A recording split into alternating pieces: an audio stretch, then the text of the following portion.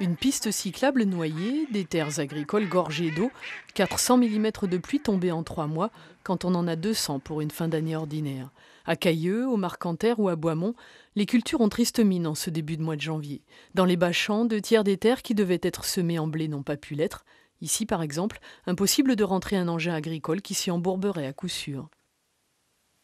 Là, le problème déjà, c'est d'attendre que l'eau s'infiltre avant que ça ressuie, quoi.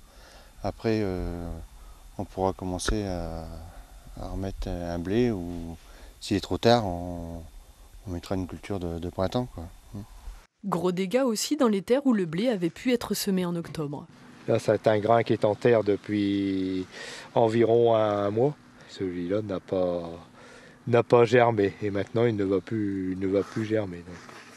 Pas d'autre solution ici que de replanter la partie de parcelle endommagée. Résultat, un rendement qui sera forcément moins bon. Il faut savoir qu'un blé semé courant octobre en bonnes conditions a un potentiel dans ce type de terre de 100 quintaux.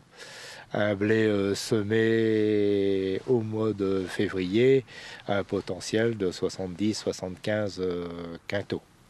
À Pontoise aussi, les terres sont encore gorgées d'eau. Entre Noël et le jour de l'an, au plus fort de la pluie, on a frôlé l'inondation pour plusieurs habitations. Ici, les terres sont en moyenne à 6 mètres au-dessus du niveau de la mer. Les fossés, qui sont à la charge des particuliers, des communes ou du département, ont une fonction essentielle de drainage. Et quand ils sont encombrés, l'évacuation est forcément ralentie.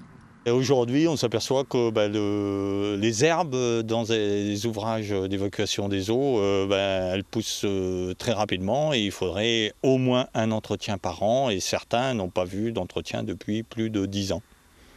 De la pluie encore promise pour les jours à venir, la préoccupation reste grande, les inondations de 2001 sont encore dans les mémoires.